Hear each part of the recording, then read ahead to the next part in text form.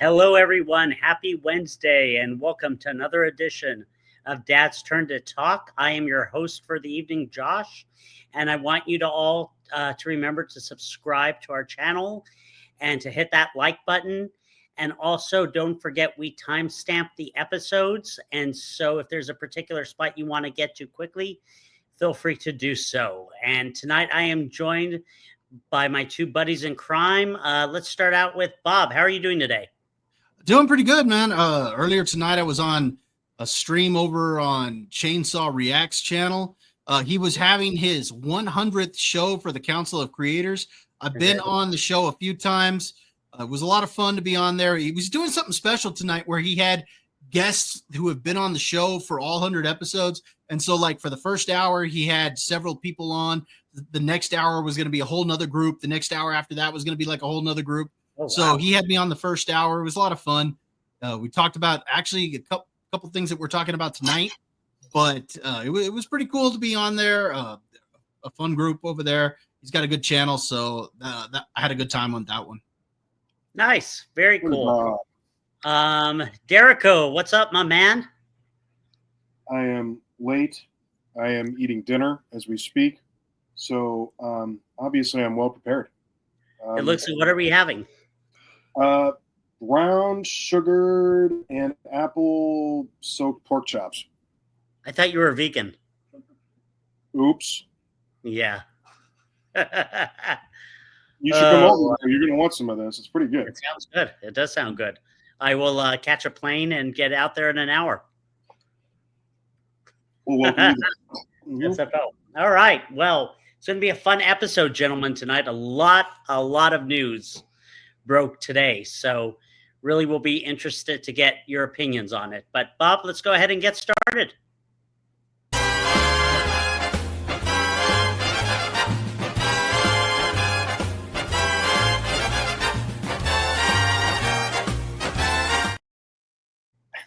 Wow. All right. So that's the original song, dang it. I love it. So last week, the Naked Gun, the new Naked Gun premiered with Liam Neeson and Pamela Anderson. And Bob, why don't we, since we're probably going to give spoilers away, let's hit it. Shut up! Shut up! Shut up! Shut up!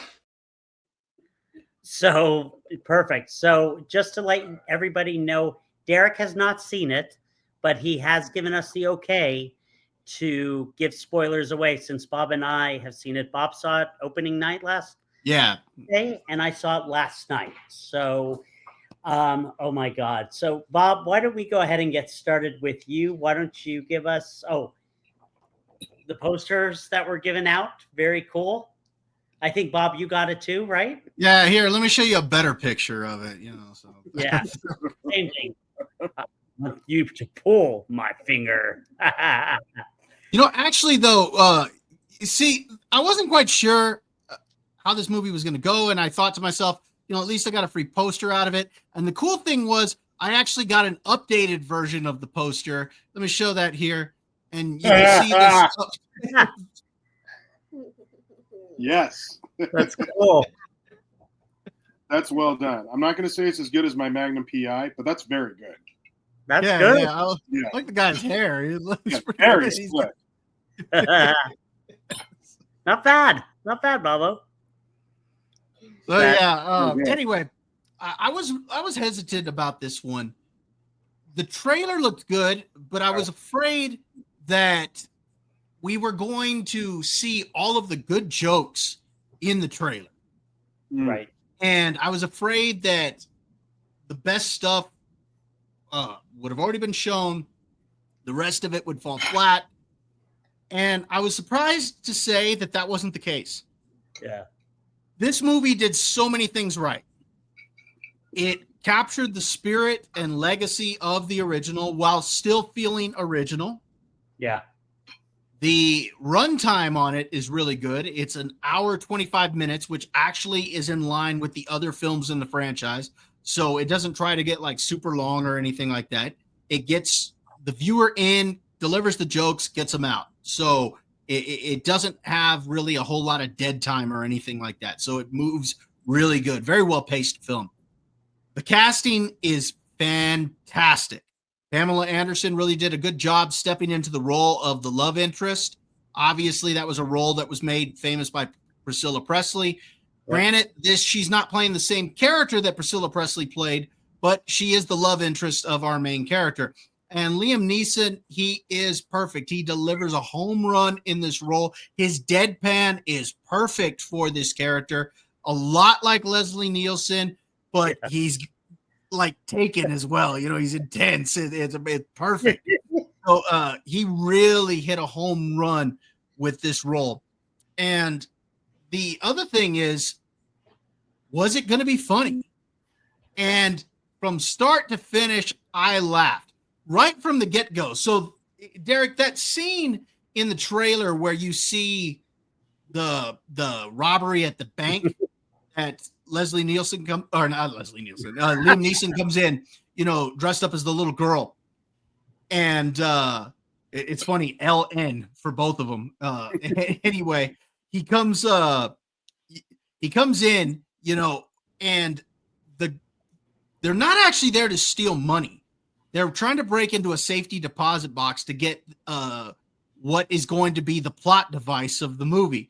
And conveniently, when they pull it out, it says plot device on it. It's P period, L period, O period, T period. Dude, and that's like in the first 2 minutes when they pulled out the plot device, I started laughing because I was like, oh my gosh, this is going to be so good. There are so many jokes all throughout this movie. Like, there are several different scenes where they're drinking coffee and then somebody comes up to them and is like, would you like a cup of coffee? And they throw their cups of coffee away and they take the new ones all throughout the movie. We've seen some of the other jokes from the trailer where he's interrogating that one guy and he's like, it says you served 20 years for man's laughter. Manslaughter. You mean manslaughter? Yeah, that's quite the joke. So, I mean, it's great. Probably my favorite joke in the whole movie is when they go to this club, or Liam Neeson goes to this club to find some information about Pamela Anderson's brother who was murdered, and he's trying to get some information. This is where he runs into Cody Rhodes, who's the bartender. Oh, yes. And that's a great scene. But anyway, Pamela Anderson is like doing her own little investigation. And so Drebin goes to the back room and he's fighting his way through a bunch of people. And Pam Anderson is trying to distract the bad guy. And so she's sitting at this table with him and he has a drink served to her. And she goes to drink it, and he's like, this is our finest. It's straight from Bill Cosby's special collection. And she spits the drink out. Oh, my God. Yes. Oh, man, it was so good. It was a perfect joke. Oh. I laughed so hard on that one. The only part of the movie that I didn't laugh is there's this running gag involving the snowman right after Drebin hooks up with Pamela Anderson for the first time. And they go on this weekend getaway for no apparent reason. They go to this ski lodge or whatever. And there's this snowman that is made alive because they're conducting like a seance or something like that. And real weird. It's just real weird. That's the only part of the movie I didn't think was funny. It runs like 3 to 5 minutes. But beyond that, I thought this movie was absolutely hilarious. Now, to be fair, several people have said that they thought the snowman scene was pretty good. But yeah, this movie was great. Just because we always talk about it, as far as what it's sitting at over on Critic List. Mm-hmm. Right now, The Naked Gun is sitting at a 69%, which is rad. Nice. So much higher than Superman. Wow. Thank you.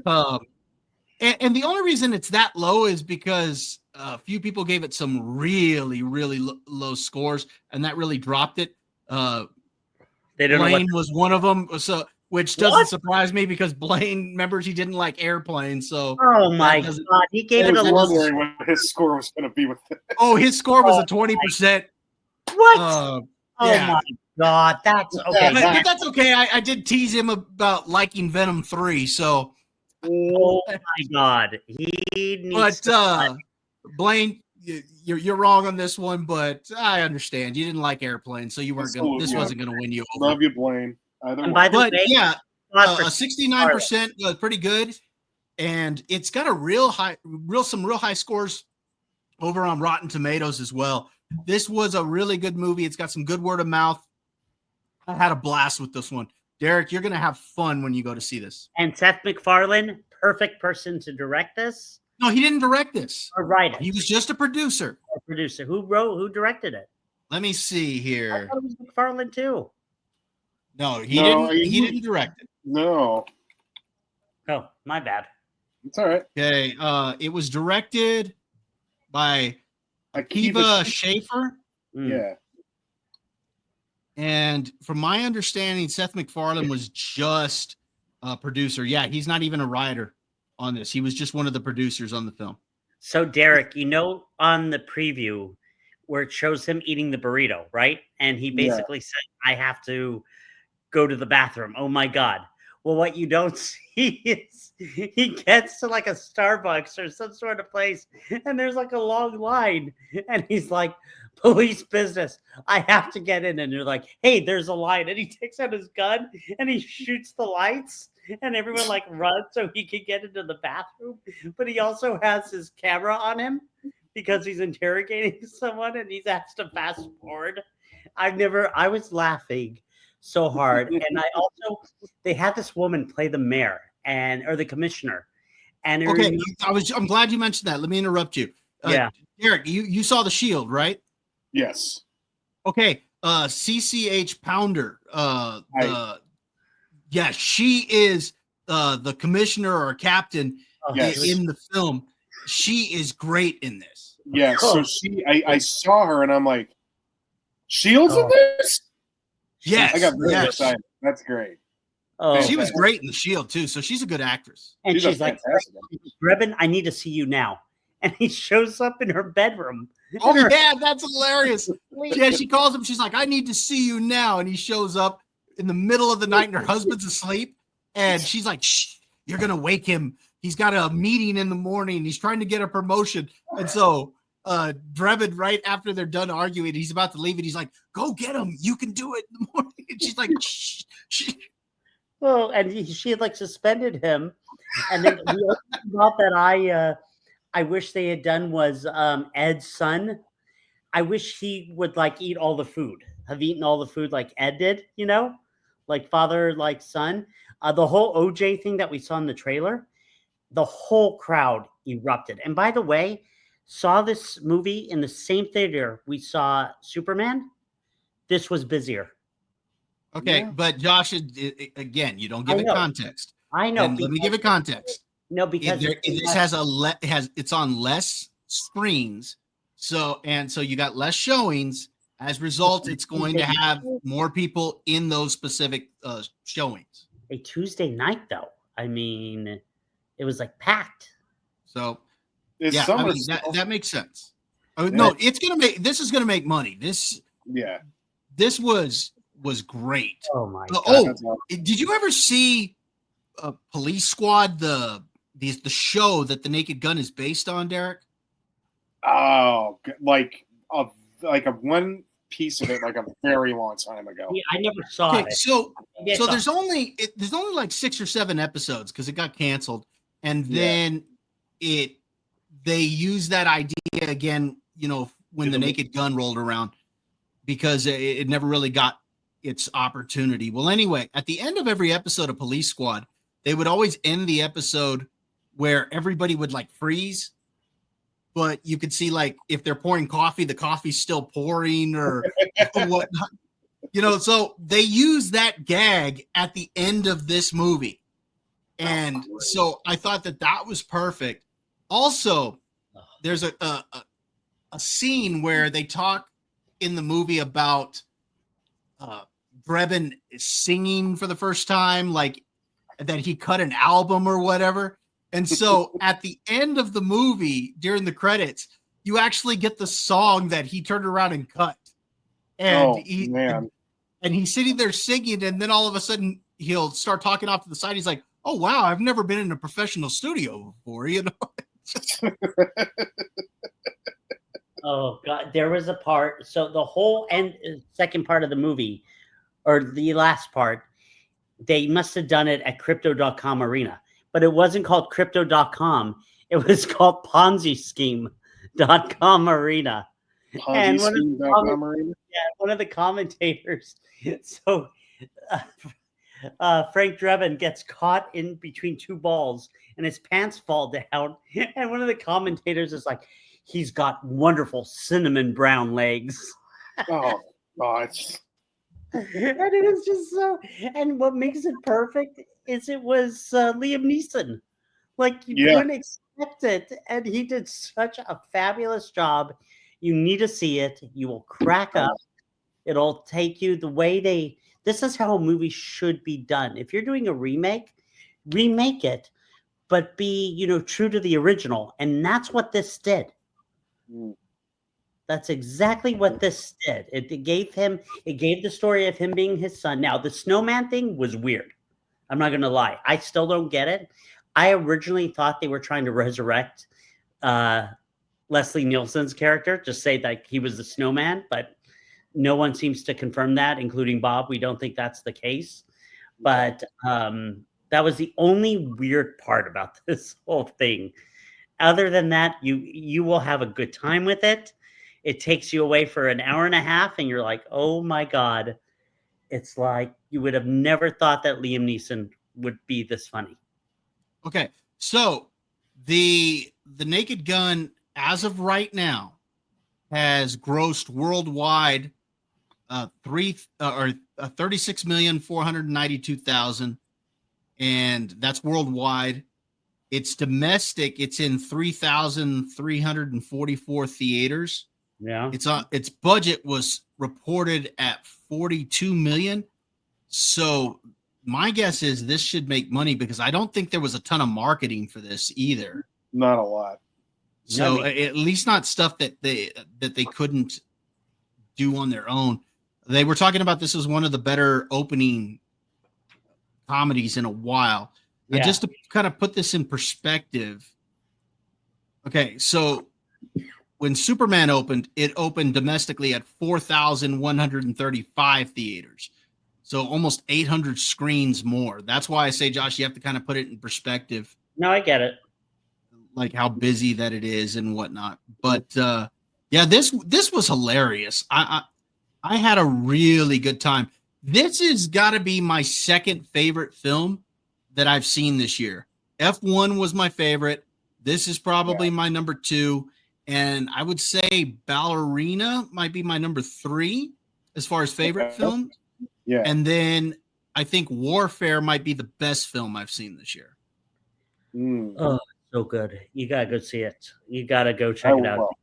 Weekend. I've always loved Liam Neeson. I have a feeling after I watch this, it's going to be like he can do no wrong. He will be cherished too much. Oh, it was really good. It was very well done. Again, it really captured the spirit of the original. About the only thing is that you can't really take kids to go see this one because there are a few jokes in there of an adult nature that are along the lines of what you would have seen in Austin Powers, The Spy Who Shagged Me. Yeah, I get it. You know, like, and you've seen them in other films like this where you see the silhouette of characters and something is happening that's of a non-adult nature, but because you're only seeing the silhouette, it looks like something a lot worse is happening. Right. Bob, who was the villain? What's that? Who was the villain? He looks so familiar to me. Well, yeah, he's been in a lot of different stuff. He was in Wonder Woman. That's where he was. Okay. But he's been in a lot of stuff. Let me figure out. Let's see. Danny Huston. Yeah. Or Houston. And just some movies that he's been in. Let's see. He was in The Crow. a remake in 2024. He's had a role in Yellowstone, Angel Has Fallen.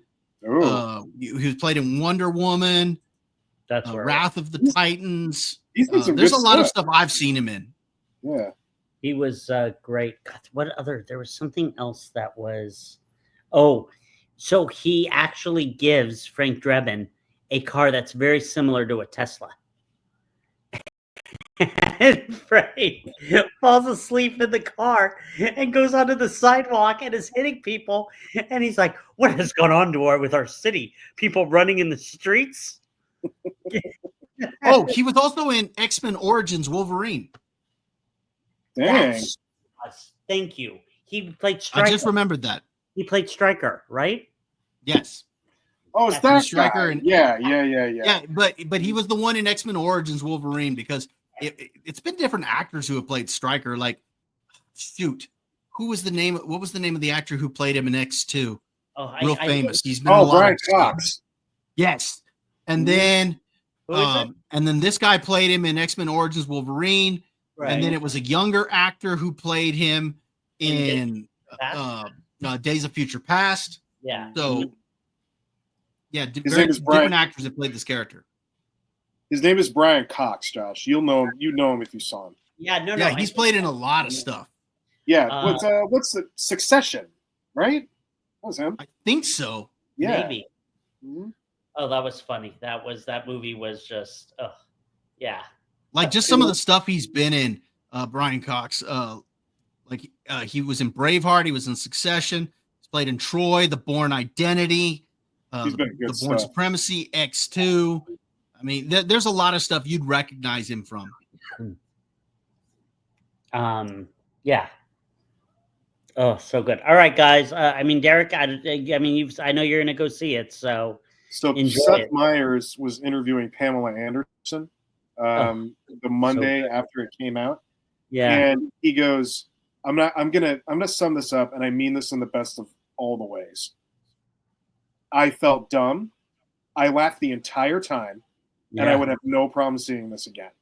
And she said, I want to go back and see this. Yeah, I almost went back last night, but I just had other stuff going on. Yeah. I couldn't do it.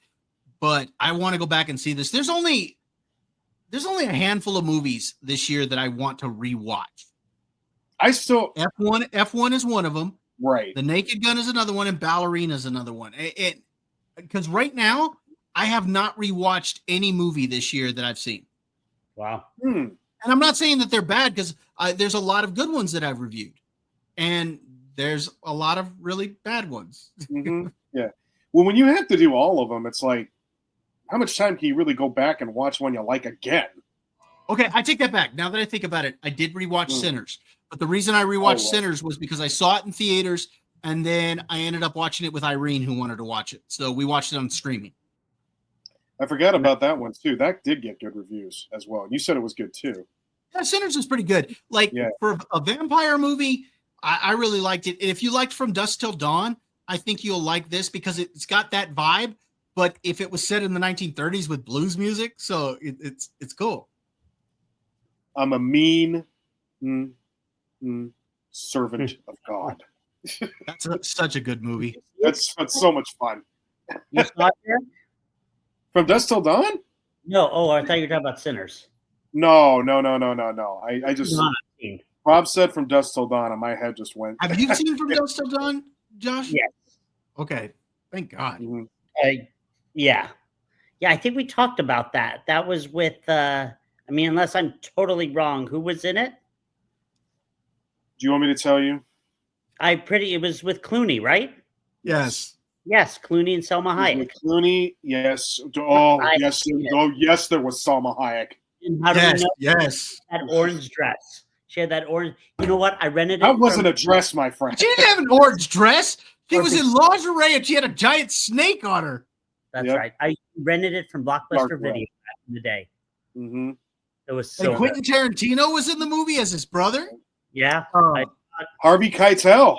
Harvey Keitel played the pastor. Finally, one movie we. Oh, what's her name?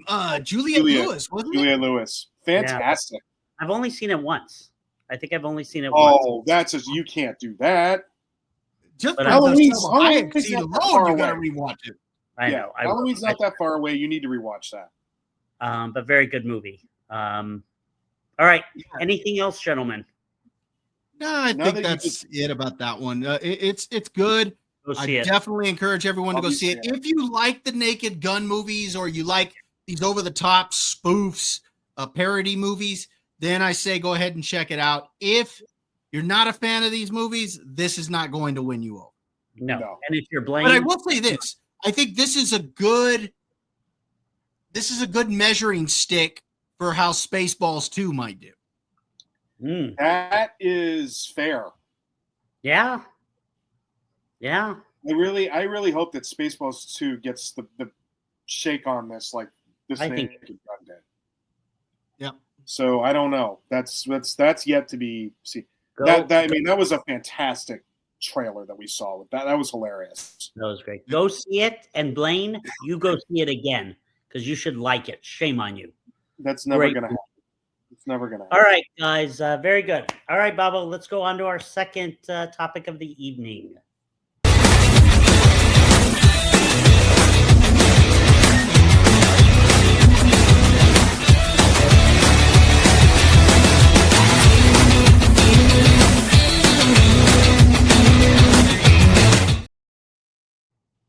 All right. So I believe it was last week on Netflix.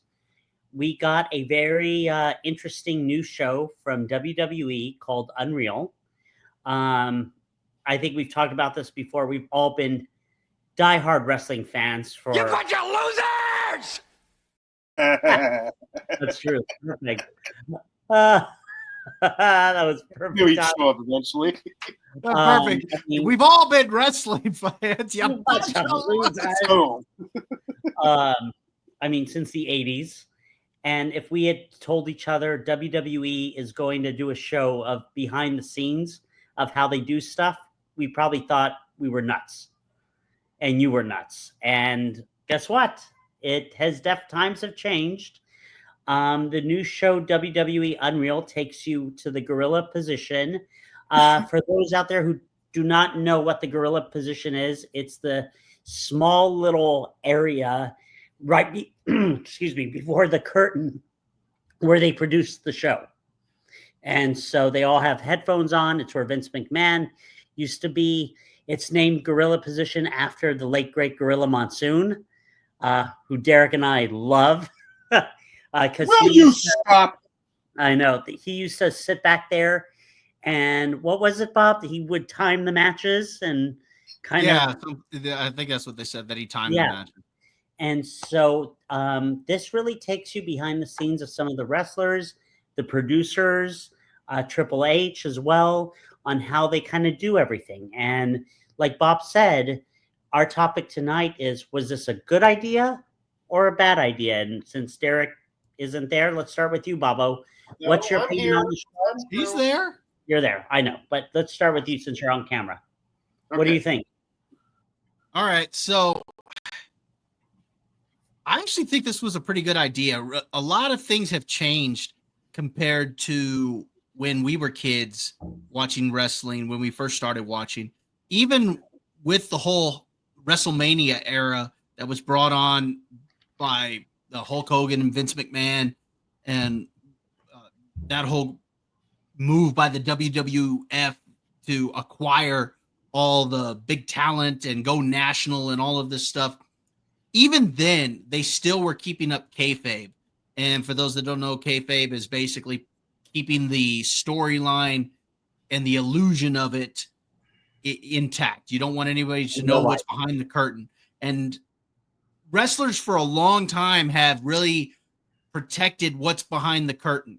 Well, now for the first time, you're seeing what's behind the curtain. You've had the giant wizard out there, the giant head and whatnot. Now you're seeing what's behind the curtain, that it's Jeff Goldblum in the back. So yeah, exactly. He's putting on a show. And it's kind of cool because, like I said, times have changed. The audience is different than it was then. we're living in a social media audience or social media age, and the audience is very much engaged with social media. Yeah. When wrestlers jump promotions, that's you usually find out before they make their appearance.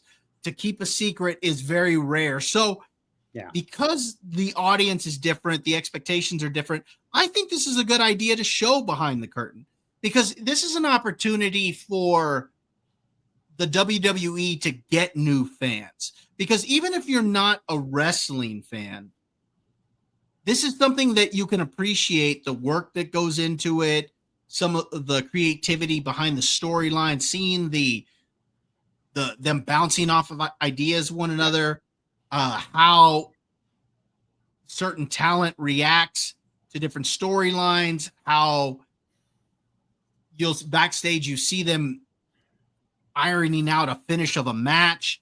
Also, you see some Right. of the hardships that they go through. For example, in episode 3, there's a big focus on the female athletes in episode 3, specifically Chelsea Green, Bianca Belair, and Charlotte Flair. And Chelsea Green is specifically who I want to talk about here, in that you find out that they're booking a show in her hometown. Yeah. And she's all excited about the opportunity, about getting to perform in her hometown. Yeah. And it turns out she didn't get booked. And through her story, you kind of find out the hardships that some of them go through, because unless you're one of the big top stars, it's real easy to get left off these cards. And a lot of times they don't find out until a week or 2 weeks before whether they're actually going to be on this card. And she already had several of her family members that were going to show up, and she didn't get to wrestle on that card. Was it a house show? Was it a house show? Was it a house show? It was a PLE. Oh, it was a PLE. Okay. What was it? Was it Survivor Series? Oh yeah, it probably was. Yeah, it was Survivor Series. Yeah. And, War Games was in Canada last year, wasn't it? So it was Survivor Series. And it was kind of weird watching that. At the same time, right. At the same time, you also see her overcome some of that and putting in the work and the opportunity when it's given to her, how you see like the promoters and Triple H and everybody talking about how hard of a worker she is, and they wanted to reward her with that opportunity to carry a championship. And so to see that story kind of unfold and the crowd kind of get behind her, I thought that was a really cool story. And so I think that this show has an opportunity to expose fans or people who wouldn't normally be a fan of the WWE, for them to see another side of this, actually see some of the injuries they go through, the creativity behind it, or the creative process behind this, and come to appreciate it, and maybe go on to become fans of the actual product themselves, because it's like, okay, I like seeing how this unfolded. Let me see what the finished product looks like. So I think this was a cool idea. Cool. Jericho? So I think we should start off with the overall notion and premise that there's been a lot of speculation and debate, mostly from the old school wrestlers, on this, if this is a good idea or not. Right. It's going to expose the business. It's going to, now they're going to know everything. Okay. It's not really good exposed. Well, I mean, that's what I'm getting at here, is that I hate to break it to those folks. They've been doing little hints and trinklets of this in WWE programming for quite some time. Right. I think people know kind of the basic concepts of how things work, at least from a 10,000 foot view. We know it's handled in a writer's room. We know there's producers. We know this is how they want to put on a match. But I'm on the side of this being an ultimate positive, because it goes through every little detail and intricacy about how this operation really works. And Punk said it right. There's a lot that can go wrong, and something usually does. And yet they still manage to pull stuff off like this, like a well-oiled machine. Yeah. And back to the fan base perspective, I think a show like this was eventually going to need to happen, because I think that audience audience bases have become more sophisticated overall in the fields of entertainment. Case in point has to do with Cobra Kai, right? Right. That show had way more layers to it than anything the Karate Kid did. Not that you don't love the Karate Kid, we love that trilogy, but the show offered so much more in terms of character, stories, development, layers, and that's why it was loved. It was because it did those things. Yeah. And added more depth to it. This does the same thing, and it does it in terms of the operations. So you not only find out about the talent, you find out what a producer really does. You find out what a ref does. Dear Lord, can you imagine that job? Oh, Get 5 different voices in your ear yeah. while the crowd's going nuts. Yeah. And they have to rush. You heard of? You watched it, right, Derek? Some of it. I watched 2 episodes. I've still got 3 to go. Oh, they're like, I think I'm on the 4th one, but when they're like, okay, you got to get down there, go, and it's like, boom. Yeah, they're almost directing traffic in that ring. Yeah. The referee. They've got a big job. You always just think that they're part of the show, just there to count and all that stuff. But they're actually helping direct the talent, saying, okay, now it's time for the finish. Okay, we're this behind. Right. When after certain moves, they're running in and checking to make sure everybody's okay. And they're reporting back saying, yeah, they're all fine. Yeah, it's crazy. How much time were you over, Billy? Minute 45. Oh, God. Did you see what'd you think, Derico, about I've already talked to Bob about it, Bruce Pritchard and Abyss, where he was like, you're over, and everyone's thinking it's Netflix. What does it, I don't, nobody could, who would you? Well, just because you could in theory get away with that. Bruce Pritchard's not wrong. No, right? He's old school too. He's old school. I mean, he's been doing it since '87 at least. I know. But there's rules with regards to how they're broadcasting stuff live as well. Right. And so I'm sure Chris Park felt really bad about that. And what I felt bad about was he tried to make him happy and said he was sorry. And Bruce Pritchard goes, no, it's okay. It was overproduced. It was overwritten. Thanks. Yeah. I was like, dude. And William Regal came up to him and said, no, it's okay. It's all right, lad. You're fine. So Bruce Pritchard is basically the resident a-hole of the show. Well, no, you know what he is? You know what he is? I love you. I love you. I still love Brother Love. I still love him. But also at the same time, you know what Bruce Pritchard is? He's the assistant director. Yeah. On films, there's the director that's got to just try to make this as kumbaya as possible. Right. Pull all the people together. Make sure it comes off the way that it should. Then there's the guy who actually has to make sure that the work gets done. That is the assistant director. Are we okay over there? Why? Yeah, everything's good. So you're doing something with your lid over there. Oh, no. Everything's good. Sorry. All right. If you need a minute, let us know. No. Everything's good. All right. So I was reaching for something. I was looking for something, and no, couldn't have figured that. Wouldn't understand as to why. All right. So then there's the director that actually has to make sure that everything gets done the way that it should. It isn't there to make everybody feel good, and that's Bruce Pritchard. So, I mean, I've heard Bruce Pritchard on his podcast. He can actually be extremely funny, but he's not there to be funny. So, all right, there you go.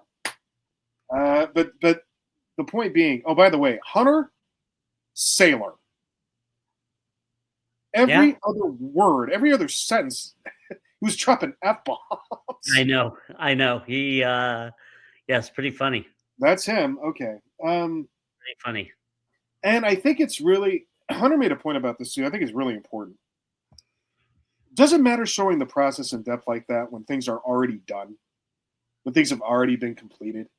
Yeah. Like you've already seen the result. Is it such a bad thing to go back and really see all of what goes into to make something like that happen? I don't think so. How did you feel, Jericho? Because you and Bob both, felt Jey Uso should not have won the Rumble, and they took you through that whole process. Yeah. Do you agree with it now? Why they did it? Because when you get to episode 5, they're going to talk about the payoff to that at WrestleMania. And they're even talking about how Jay fumbled some things leading up to that they were second guessing whether they were going to put the title on him or not. And let's put it this way. It didn't last long. No, it didn't. Well, okay. So that's the other point I wanted to bring up about this. It's funny what we think about certain things and how they think about certain things. So Jey Uso's entrance most times takes about 5 to 10 to get to the ring. Oh yeah, it's long. If it's WrestleMania, make that 15 to 20. Yeah, I mean you saw it. So yeah, I did. It took a while. Yeah. By the time he got to the ring, I mean you could tell he was gassed. He was like breathing really hard. Oh, really? Yeah. And so the whole point with this is, and this is another thing I saw in the episode too, we tend to forget that Jay was in tags for many, many, many years. Yeah. Which means he was doing half the work. Yep. Very different. So now he has to speed everything up. Yeah. And so when Jay does the suicide dive, it's after his big entrance, right? So he slips a little bit. We could understand that. Like, well, he just, got done walking down. And, of course, he's probably, having some wind issues. To them, it's like, is he going to be able to do what we need him to do? Yeah. Because if he can't, we need to figure this out now. Right. To which I understand. Because that's business, folks. Yep. Those are the decisions you have to make. Right. So I thought that was a very key ingredient for folks to see. There's a lot of stuff here that's great to see from a fan perspective. And the thing that I do think there was a way you could have done this where it did kind of tamper or make the business look bad. None of that happened here. Mm-mm. None of it happened here at all. As a matter of fact, you're intrigued. And that's how you should walk away from this show. They knew exactly how to hit every note. Like even watching, excuse me, the gorilla position being built. Yeah, that was weird. I never even thought of that. Yeah, neither did I, right? It never occurred to me. I thought it was there. Oh, yeah, you have to build that. What was I thinking? I know, same here. I'm like, oh, it's always just like there or like in the – no, they build it every time. They build it every single time. And it makes sense. But it's those little things that really help you appreciate just how much really does go into this. And it's a random question to you both. Is there a gorilla position on house shows? There is. There is a gorilla. I'm assuming there is. Yeah, they still got to produce a show. They do. Even if it's not on TV. It's not like Billy Kim has to sit there and time everything necessarily. Right. But they do try to get things done in a certain like overall, like we shouldn't be here any longer than this amount of time. Okay. Yeah. Got it. Yeah. But they don't have to time segments for television. Right. All right. Very good. I totally agree with you guys. I loved it. As Bobby always says, I love that type of stuff, the behind the scenes stuff. Now, look, if this were years ago when we didn't have social media and we didn't know a lot, it would have been weird. Definitely weird. I mean, I even think I don't know if you guys know that. I think Derek probably knows this. Do you realize they did like a behind the scenes like 20 years ago of wrestling of how things worked, and Harley Race was in that episode, like because they paid him a lot of money? Did you know about this? No. I had forgotten. I had seen the special, but I didn't realize Harley Race had done it until I watched Dark Side of the Ring with him, and they announced it. And it was a big thing because there was a lot of things they talked about with, wrestling that you really was a big no-no at the time. This was totally different. And by the way, we were talking, it's random, but Derek, we were talking about William Regal and how he talked to, Chris Parks and stuff. This is a totally different promotion, but the one who everybody respects that I never knew about, Tony Schiavone. Yeah. Like he's produced, he's like right up there with these guys when it comes to producing. It's crazy. Like it never occurred to me until like they did, I think, Crossroads or whatever that show was. And then when William Regal was in AEW and thanked him on live TV that you like saved my life. So I just thought that was just a cool thing when you saw William Regal talking to Chris Parks, kind of like a mirror image helping him out. Amazing how they go through the details and say, okay, they're sitting in the room. They're like, okay, who's going to win the Rumble? Most of them said Punk. Almost all of them did. Right. And then Michael P.S.A.'s, said, well, what about What about Jay? What about Jay? New. Need some new fresh blood around here.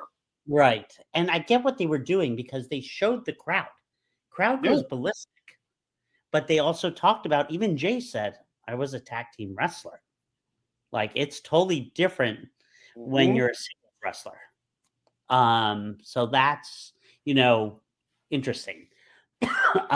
As far as the women goes, and I agree with Bob about Chelsea. I mean, it's amazing. And what she's gone through, I mean, her whole career, like, she fought Penta in the independents. Like, she is like, and she said something you had told me, Derek, is about, she says yes to everything.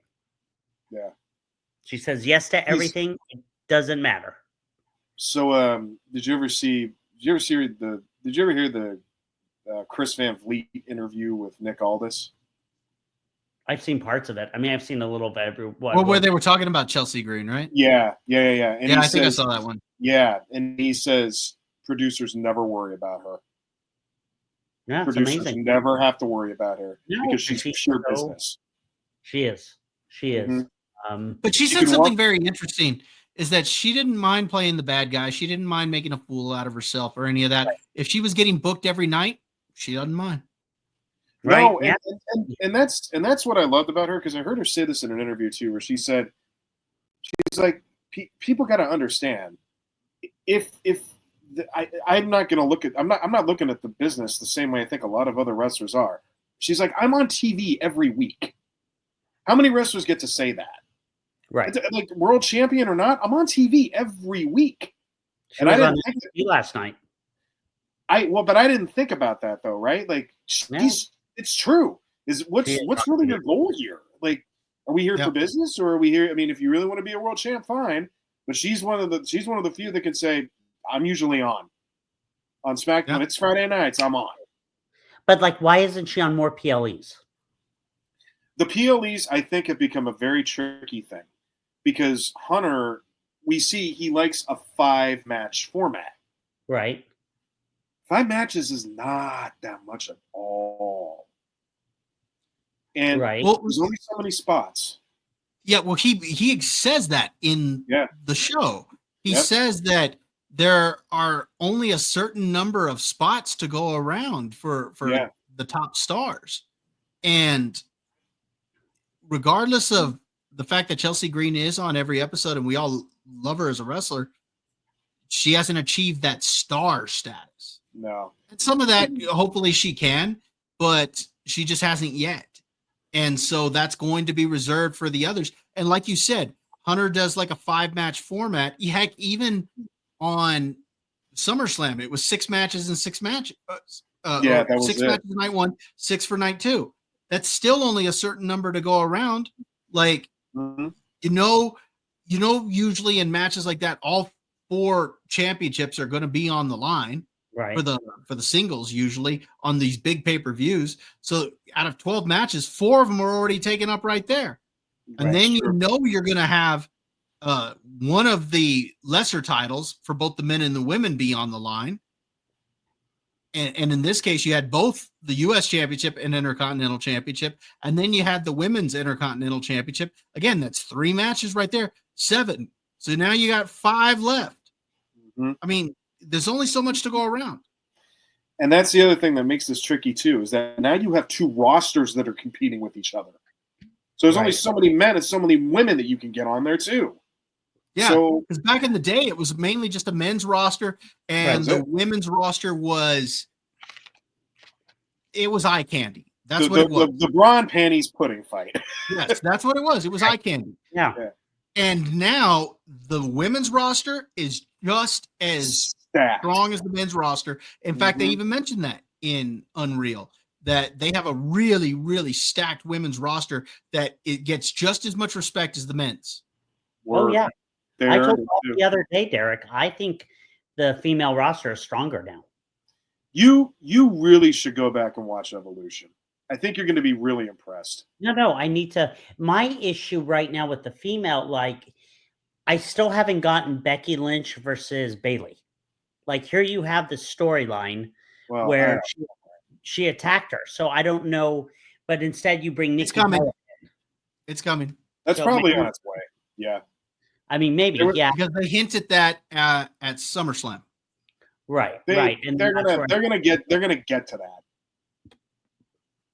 But do they? I'm curious about, like, with that, like, you bring Nikki Bella in.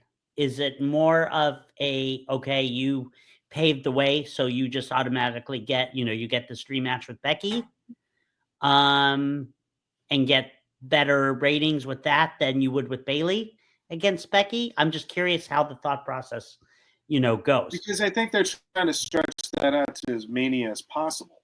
Maybe. I think they want that to be the main. At the end of the day, you're looking for a couple of things. You're looking, a few things. You're looking at what's going to generate money. Right. What's going to put butts in the seats. Yeah. What is going to be the long-term storytelling. Right. So sometimes you got to have filler matches. Right. I think Nikki Bella and Becky will be a filler match. Yeah. Good point. I didn't think of that. Or Bayley and Becky finally go at each other. There's gonna be a time and a place where that does happen, for sure. That match has too much money written all over it. Well, because we know it's actually kind of funny because seeing as how Becky is married to Seth, we always keep talking about how Roman and Seth have all this history. Yeah. Bayley and Becky have just the same amount of years. Yeah. And so they could tell that story if they want to as well. I think just spitballing, perfect WrestleMania would be you'd have Roman and Seth in the main event or for one of the main events. And then you have Becky and Bayley going at each other as well. So what about Punk? You don't take this Punk. No, not in a main. Look, I'm talking about when I said Roman, that's a main event. I don't think Becky and Bayley is a main event. No. I'm saying, but you don't think Rollins and Punk's going to go all the way to Mania? Go ahead, Derek. Before Mania. I'll tell you what the story should be. And Josh is going to hate this, but hear me out and I'll tell you why. Okay. Roman wins the Rumble, but after he wins the Rumble, he now has to make the choice of facing Seth, who has the world title, or Cody, who has the belt he lost. He now has to make the choice between two of his biggest enemies who have a grand prize. And now, just because he wins the Rumble and goes through all that pain, now he's got an even bigger thing that he has to figure out. So Sammy's not winning the Rumble now? I'm just saying right now, I really don't see it, actually. Now, I could be wrong. Line on that since SummerSlam? Look, when it comes to Roman, anything's possible because. Yeah, I mean, but think about the story. There's Roman Reigns, and then there's everybody else. I mean, Roman Reigns, when he walks out into the arena, it is a whole different feeling in that building than when anybody else walks out. Roman has that whole crowd in the palm of his hands. It's aura personified. Okay. When he walks in, he owns whatever floor he walks on. Yeah, and what I would like to see is whatever story they're developing for WrestleMania for next year, because they've already said there'll be a season 2 of this. Let's let some of that build, maybe some of the aftermath of WrestleMania, and then the build towards the new one. I think this would be perfect. Heck, even make next season a little longer, double the episode count, or add another 4 episodes or something. You know what they should do is make an episode specifically about the next topic we're going to talk about and how they got involved with it. Oh, that would be good. My eyes would be glued to that TV. Oh, yeah, that would be excellent. Pull me away from that couch. Yeah. Anyway, go ahead and go to that topic. hold on. Let me just say, you asked about Mania. So if whoever Roman chooses out of Seth and Cody, Punk wins the Chamber, gets the other guy that Roman doesn't choose. Yeah, I agree with that, and I think that's a perfect way to go because I think either one is perfect. I think if you put Roman and Cody in a third match, it's going to draw money. Huge if money. you put Roman and Seth, it's going to draw money. If you put Punk against Seth, it draws money. If you put Punk against Cody, it draws money. Yeah, you can't go wrong with it. You can't go wrong. Exactly four. right. Nope, you can't go wrong. So set that combo up any way you want to do it. The first match of night one should be the Punk match, whoever he chooses, whoever he gets to face. The main event of night two should be who Roman chooses. Main event of night one could actually get interesting this year because maybe it's Bianca, Naomi, and Jade. That would be fun. That would be a lot of fun. Or it could be like even maybe Rhea and Bianca or Rhea and Io. That could be fun too. Rhea's never pinned Io. Rhea's never pinned Io, still to this day. And Josh, Derek's not wrong about checking out Evolution. Go back and watch that Rhea Io match. Oh, I will. Good Lord, that was a fantastic match. Yeah. Oh my God, beautiful. It was so good. So that's how I would do it this year for Mania. And it'll be fun to watch the breakdown of that come Unreal next season because I think seeing how this all broke down, like the Cena heel turn and all of that is good. Great. When you get to episode 4, they really talk about how they kept that secret. And so, well, and I love how I saw the clip where Hunter was directing it. That was magic. That was so great. And you'll love it when you see it in its full context. I already finished the show, so yeah, that'll be fun. I'm gonna look forward to that. All right. Why don't we go ahead and transition into our final topic of the night, which is very similar to this. Go ahead, Bob. Money makes the world go round. I'm the talk around town. Remy gave me the sound. I need that Skrilla on the Rilla. Your famous song. So huge news today. Money makes the world go round. I'm the talk around town. Remy gave me the sound. I need that Skrilla on the Rilla. Play it twice.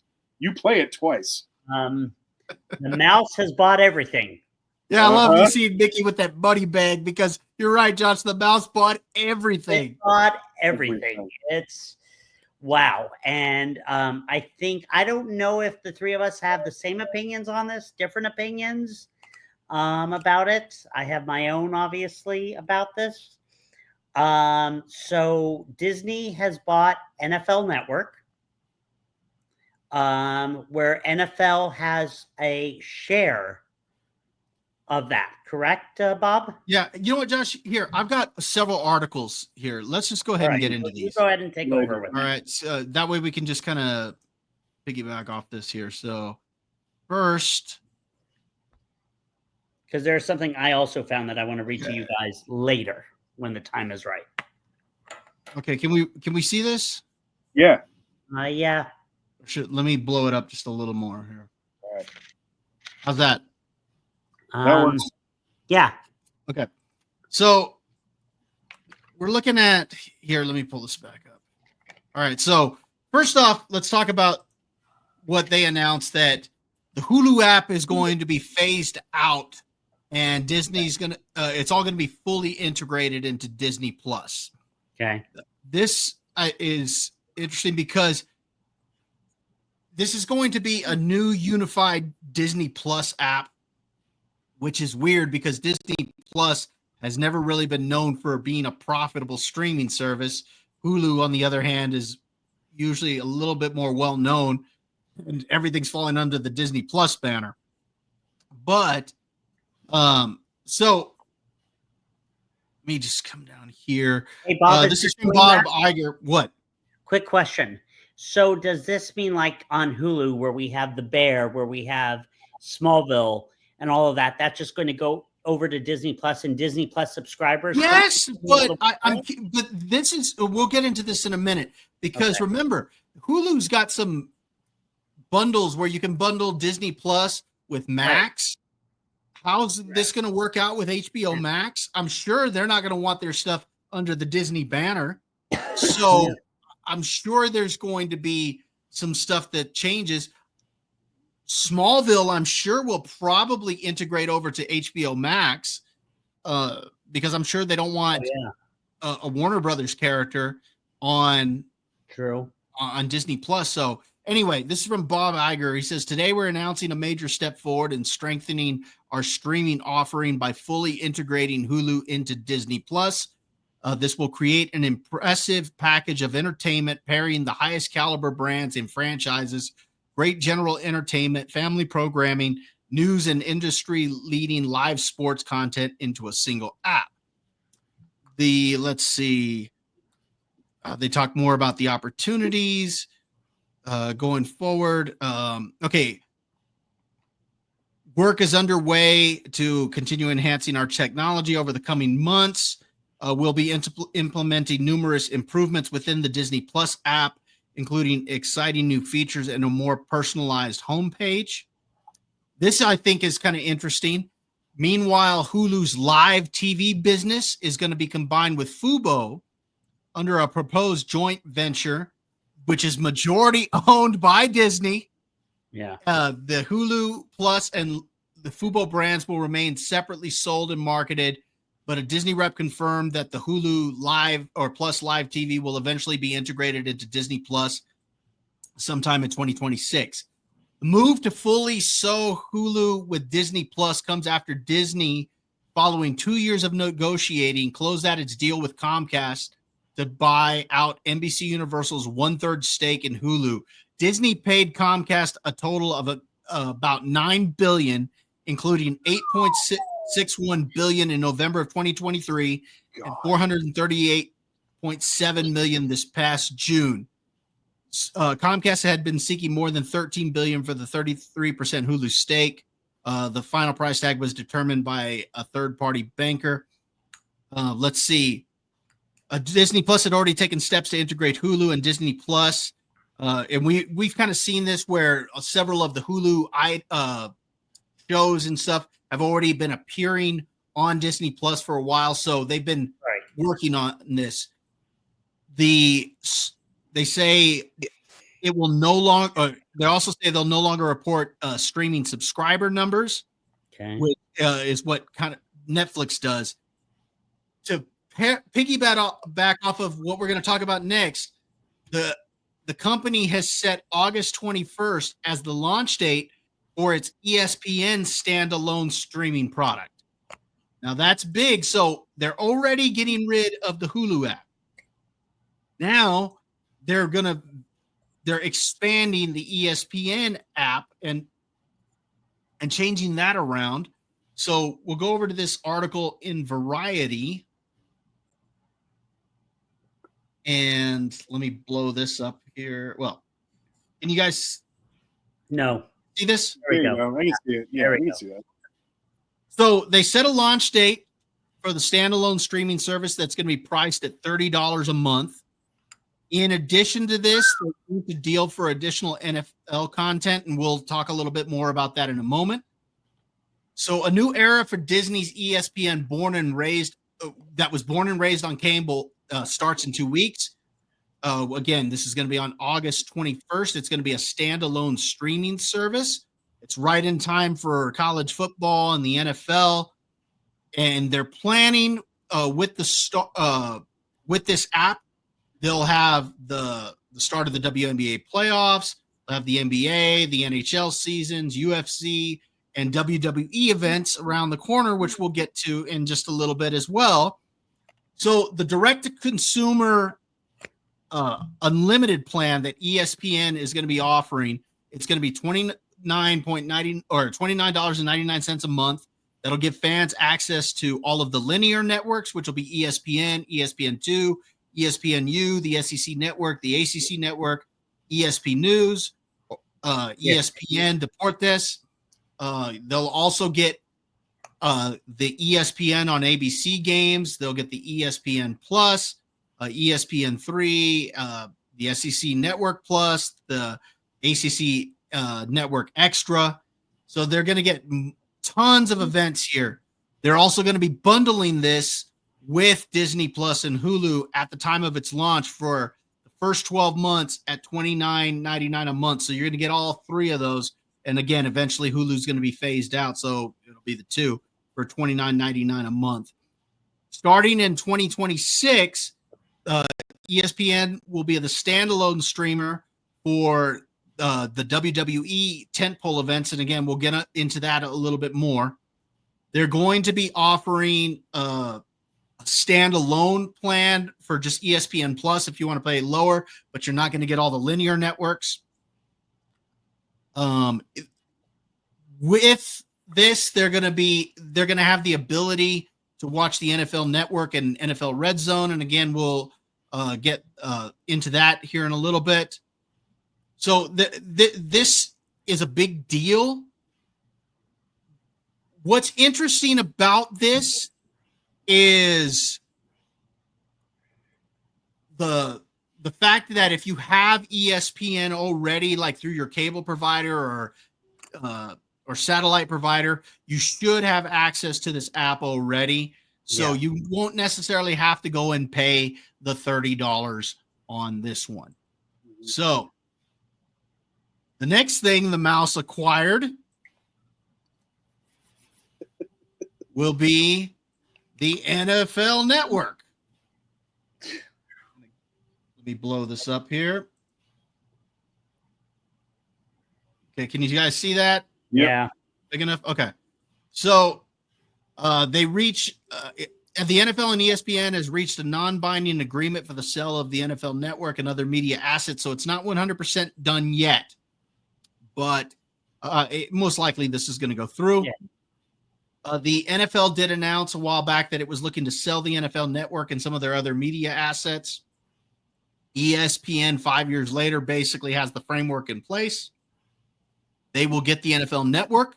They get the NFL Fantasy, in which they're combined with their own, and it's going to be one fantasy app. They'll be the exclusive fantasy football app for the NFL.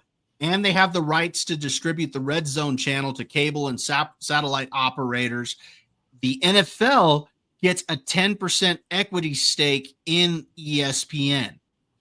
So they still need to have the final agreement. It still needs to be approved by NFL owners, and it's got to undergo some regulatory approvals.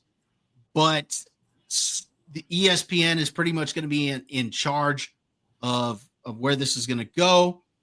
Again, this is going to go into that app where when they launch the app, you'll have a lot of the NFL programming on this. Again, if you've got ESPN, many of the viewers are already going to get this for free, which I think is a pretty good deal because then you don't have to worry about buying another app. Where this is going to come real in handy is if you're looking to cord cut and you wanted to do something like when the live Hulu bleeds into Disney Plus, you could get most of the linear networks, you get access to the app, and you get all of that stuff. And now you'd have the NFL Network and all of that. So all of this bleeds into that. I was hoping that this showed what the price tag would be, but the league gets 10% equity stake in ESPN. They estimate the value of that would be $2.2 to $2.5 billion. ESPN is currently 80% owned by ABC, which is an indirect subsidiary of Walt Disney. 20% of that is owned by Hearst. So they're not sure if, say, 5% is going to come from ABC and 5% is going to come from Hearst, or if all of it's going to come from ABC. So they still haven't ironed out some of that. Let's see. I was hoping that they showed what ESPN paid to get this, but I don't see it in this article. But either way, so the mouse is acquiring NFL Network. And then the final thing that they've announced that they are getting their hands on. They have acquired Dad's Turn to Talk. Oh, I wish. I wish we could get that money. Are you kidding me? If that happens, I'm going to sell out. Of course. Dang right. Snow White was the greatest movie I've ever seen in my life. Make a second. Make a sequel. Yes, make a sequel. You know what? Bring Rachel Zegler back for everything. So WWE heads to ESPN. The sports network lands a $1.6 billion deal for streaming major events. So the ESPN will soon become the exclusive streaming platform to watch all of WWE's biggest events. My understanding, though, is this is domestically because I think Netflix streams their international stuff. That's correct. So I think that's still going to be the case. I think this is just for domestic. They're good. The deal gives them the exclusive U.S. streaming rights for all of WWE's major 2-night events, including WrestleMania, SummerSlam, and they'll also get major events like the Royal Rumble, Survivor Series, Money in the Bank, etc. Of course, the deal was $1.6 billion, which is a bump up from its current deal with Peacock, which is supposed to end at the end of this year, and that was valued at $900 million. The question, of course, is: are people going to drop Peacock completely, come over here, be willing to pay the $30? Will they keep Peacock? Because a lot of people are already going to have ESPN anyway, and they'll get access to this. So it's interesting to kind of see how this has worked out. They've got the WWE has the streaming deal with Netflix, and that was $5 billion, and now they've got this deal with ESPN that's $1.6 billion. So all of this is going to all just kind of bleeds together in that Disney basically got their hands to the rights on all of this stuff. This is interesting because can I just read one thing to both of you real quick that I just found? Yeah, go ahead. It's that transitioning from $9.99, that was WWE Network, to $29.99 on ESPN is a huge jump in pricing. Furthermore, we are already paying $20 for Raw on Netflix. Both equate to $50, which is what we used to pay before the network era. So it is like having cable all over again. That was someone, Justin Lopez, give him credit, who talked about that. Well, yeah, and he brings up a point because are a lot of people going to want to go pay the extra $30? But again, they don't have to if they already have ESPN. Right. They already have you're set. Yeah. A lot of these people are already going to have it. And with that being the case, they're going to get it for free anyway. So it's not like they have to go pay another subscription. I think it's good for the WWE. Let's put it that way. Now, the biggest loser on all of this is Peacock to me. Yeah. And I think the biggest winner in all of this, I mean, because the Mouse got their hands on everything. The biggest winner to me in all of this is actually the NFL, who will get a stake in ESPN because they were already going to sell the network anyway. Yeah. I was wondering what NFL was going to get out of all this because they're going to get their cuts somehow. And and I'm glad, but I'm glad we covered that business because now we know the details of that. Yeah, the NFL. Yeah, that's why I wanted to go over that because there was just so much that came out today, and like we were bouncing ideas of what we wanted to talk about, and Josh had suggested to talk about the NFL deal, and we were going to hold off on that until we do our football show here in a couple of weeks. But there was just so much stuff coming out today that Disney was acquiring that we had to talk about this because the NFL deal is such a big thing. But then to turn around and say, we're also launching this app. We're also acquiring the WWE. Right. We're phasing out Hulu, and we're going to have one single app now for this. And then the Hulu live TV is going to go into that. So again, if you want a cord cut, you can get almost all of that stuff. You don't have to pay extra for ESPN or for the ESPN app because that's going to be on there. This could be a huge for Disney and could change the game because Disney's streaming service has not been very profitable. And now this could really turn it around, even if they don't make money specifically on the Disney Plus. They'll probably make it on ESPN. Yeah. Oh, yeah, definitely. All right, Derek, let's hear your thoughts about all of this. I know it's not a lot to talk about, but, go ahead. I got plenty of initial thoughts right now. You want to know mine? Yeah, let's hear it. I smell money. Want to know why I smell money? Disney money? Because I have stock in Disney. Oh, do you? Money makes the world go round. I'm the talk around town. Remy gave me the sound. I need a Skrilla on the Rilla. You have Give gotten Mickey all the money bags. Yes, sir, Bob. That might have been the perfect timing, even though a couple Yes. weeks ago it's perfect timing. Money Because makes Derek's the like, world go round. I have the money, and then boom. Dude, as soon as you said that, I was like, boom. Yeah, you got to do it. Oh, I got no problems with this, man. This is fantastic. My set. Jeez. I know I should buy some Disney stock. Well, actually, it's funny because we got Disney stock at a real steal. We got it at like $98 a share. I took a look at the stock value today. It's at 115, which is pretty good. They finished actually in the red, but like not by much. I have a feeling it's going to kick up and up and up once these things start really ironing out. Absolutely. Yeah. And by the way, it's actually not going to be too far away from the holidays, which Disney always makes money in. So now you're going to have this on top of that. Oh, and then you look at what's coming out later in the year. Disney hasn't they've been kind of off and on this year when it comes to movies because like their Marvel movies haven't been very good financially, but Lilo and Stitch did really well. And then remember, they own Fox. Yes, Avatar they do. comes out at the end of the year. No, they've got plenty of other ways they can make up. Everybody's sitting there like, oh, Disney's dead, Disney's dead. Really? Do you want to know how much the Moana 2 made? Because it made a lot of money. It did. They can recover pretty easily from things. Because think of that's the thing is that even the stuff that you would normally traditionally think of that they make money, they have their hands in so many things that there's ways for them to make money. Listen to this. They've got Hulu. They've got the Disney Channel on linear television.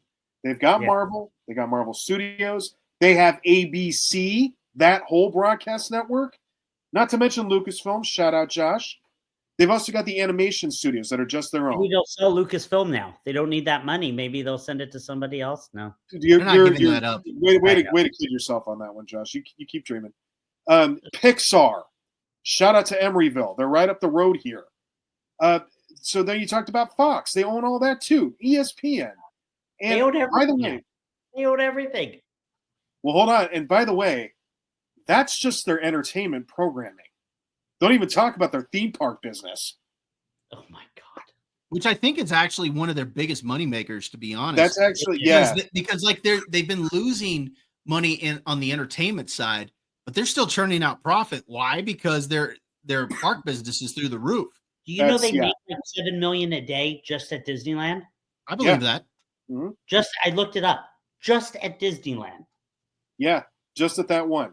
So that doesn't even include Orlando, which that makes money too. Nope. Doesn't include Disneyland Paris, Disneyland Shanghai. It doesn't include any of the hotel revenue. That's insane, guys. I know. And they have their resorts. You're right on that. They have their cruise line. Yeah.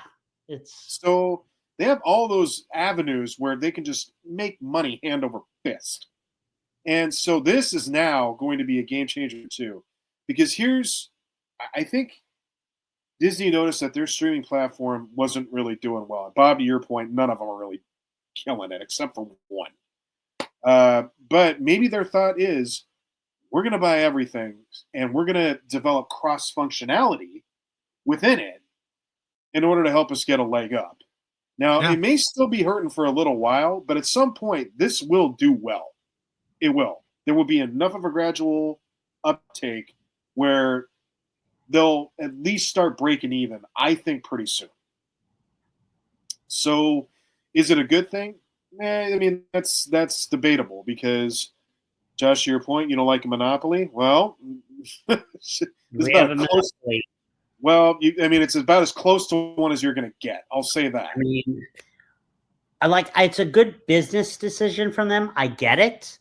My issue is there's a couple things. I love NFL Network. And the reason I love NFL Network is the cast of characters that they have are similar in age to us. And they introduce everything in there. And I watch ESPN all the time, every day. And I find that ESPN tends to be a little bit more serious than what like NFL Network. So I'm hoping they keep that cast of characters with NFL Network. I mean, I did hear that Red Zone that Scott Hansen is staying. So that's great. You know, people were, and Bobby's going to laugh at this one, rumor going around with Stephen A. Smith and Pat McAfee were going to run Red Zone. People are like, please don't. Then then there was a meme of Stephen A. Smith doing commentary with Michael Cole. Okay, maybe for like a Mania match. I don't think that's going to be a permanent thing. So, so for me, excuse me, that's what worries me about this is that it's all ESPN domination, and they get rid of the cast of characters we love, the Kyle Brandt, the Rich Eisen, Jamie Erdahl. Oh, I'm hoping that's not the case. I'm hoping Good Morning Football stays, which Derek, you and I love to watch. That we talk about. That's what worries me about this. The wrestling thing, I have Dish Network. Bob, you have, I think, Spectrum. Derek, you have, oh my God, what do you have? You have Xfinity. Xfinity. So I think we're all okay when it comes to that. Hey, real quick, you mentioned Rich Eisen. Rich Eisen was already going back to ESPN anyway. Yes, because they bought his show, right? Yeah. So okay, so they did buy his show. That's right. They did buy his show.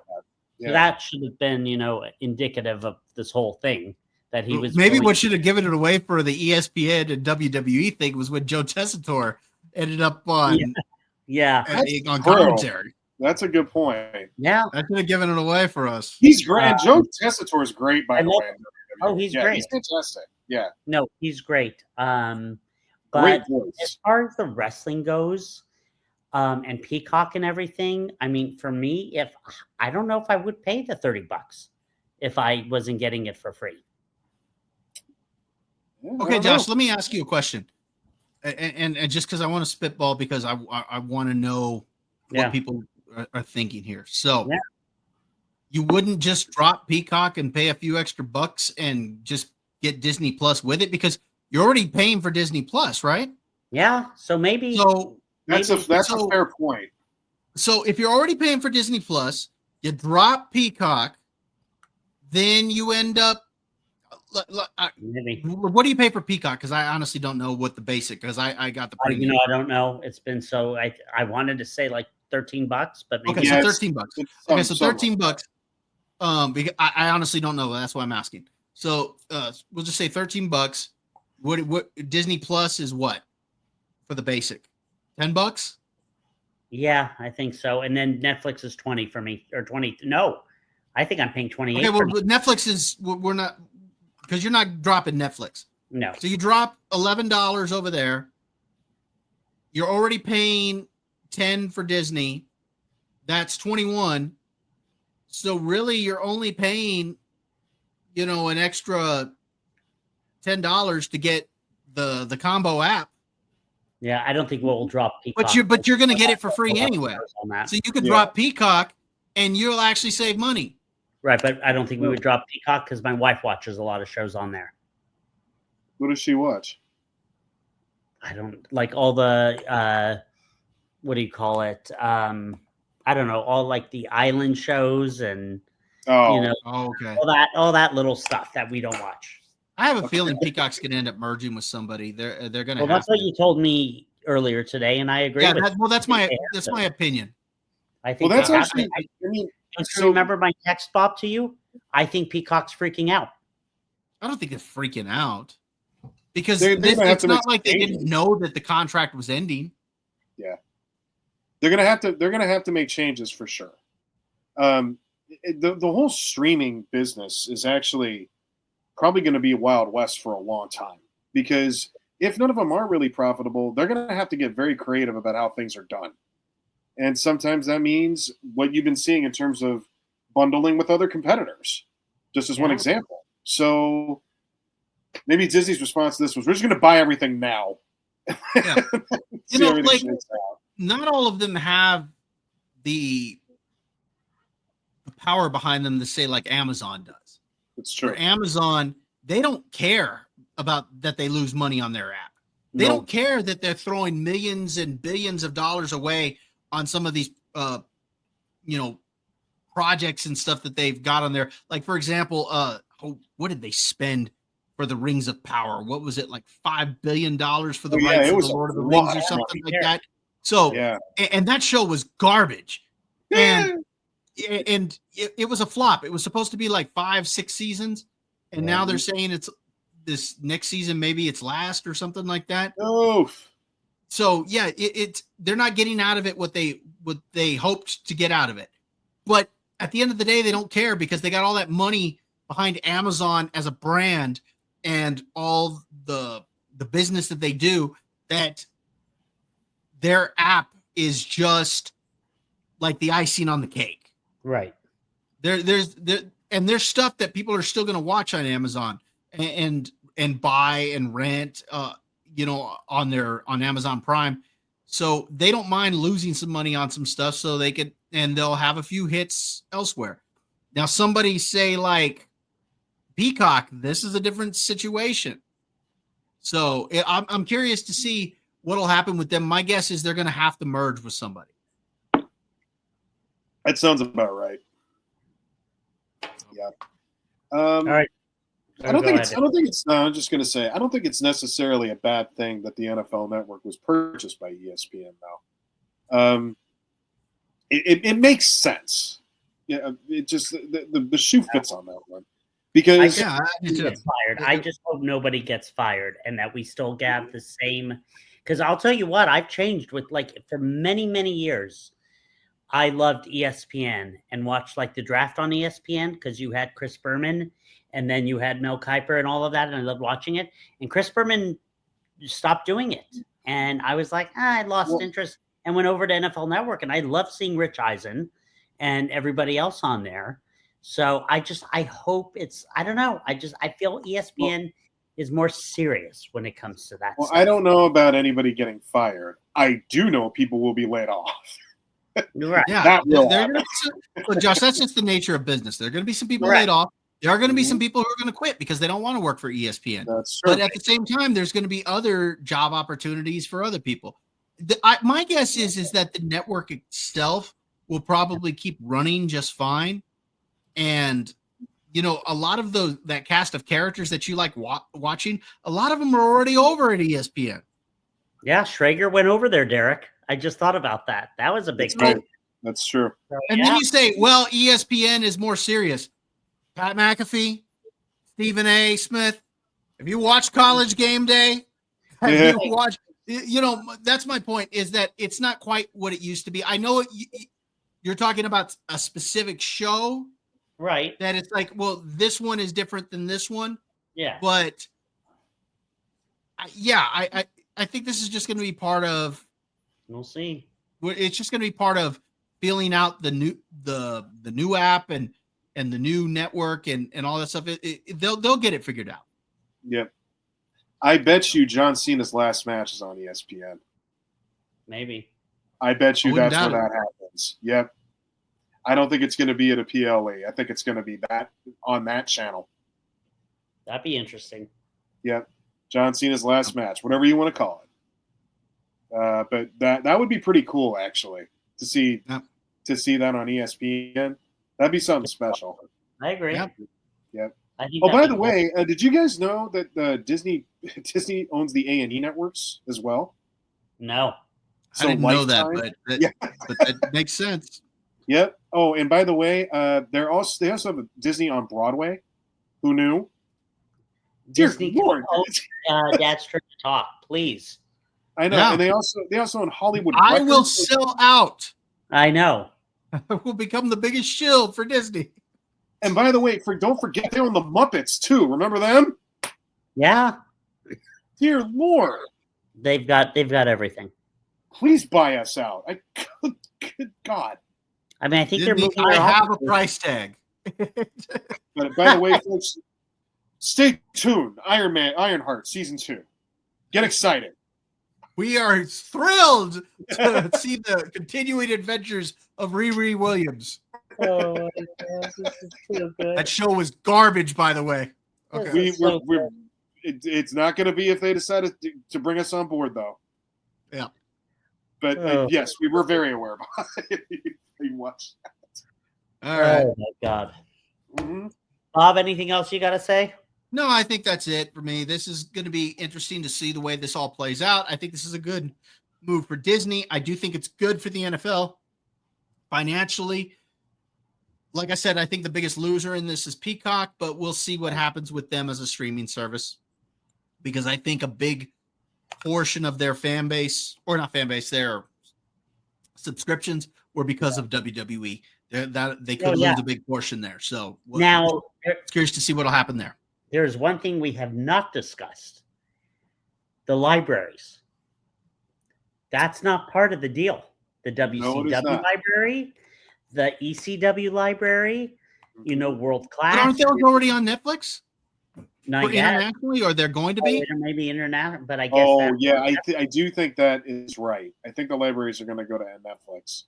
Okay. And then, don't be surprised if you see all that stuff move over to Netflix, because again, they already have the deal in place for Monday Night Raw. So don't be surprised if that heads over there, or if the libraries go on ESPN. It'll be one of the two. It's not going to be someplace else. Yeah. No. It's either Netflix but I think it's Netflix. That would be silly to try to do this in 3 places. That's that's not going to happen. No. This is going to be crazy. Who are they going to have commentate WrestleMania? Donald Duck and Goofy? What would be wrong with that? They already have Joe Tessitore, who works. They already have McAfee. But Seth Rollins should walk out with Goofy. That'd be pretty great. That would be epic. Goofy singing a song. Gosh.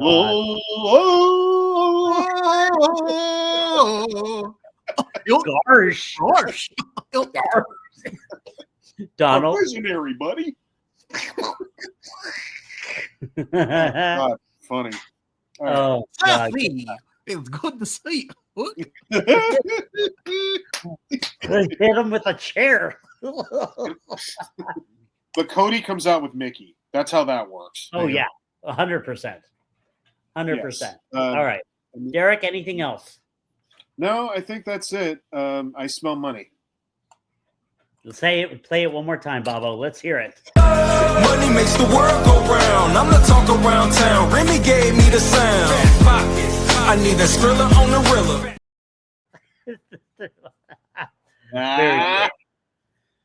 All right, gentlemen. Let's go ahead and finish this up. Bobo, where can we find you on social media? All right. There's movies. You can find me on X on Criticless. I'm also on the MSK show over on Mondays. You can catch me over there. Like I said earlier, I was on Chainsaw Reacts channel. Go ahead and check his channel out. And I will be making an appearance this week on Criticless YouTube page with Blaine. That should be a lot of fun. We're going to be discussing the movie Oblivion. Okay, very cool. Good for you. Derica, where can we find you? Well, luckily, I'm going to have a nice, big, fat retirement account, hopefully, out of all of this, which would be perfect for my senior citizen home. With the old people. What? Will you buy us a house if you hit the jackpot? No, I'm not going to buy you a house. Keeping all my money. How about that? Yeah, all right. Sure. Facebook and LinkedIn is where you can find me.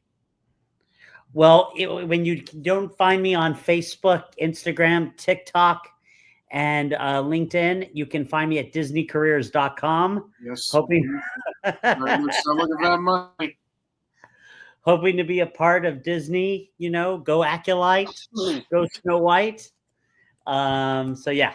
Anyway, very good show tonight, gentlemen. And we will talk to you soon. Have a great evening. Thank you. Thanks, folks. Good night.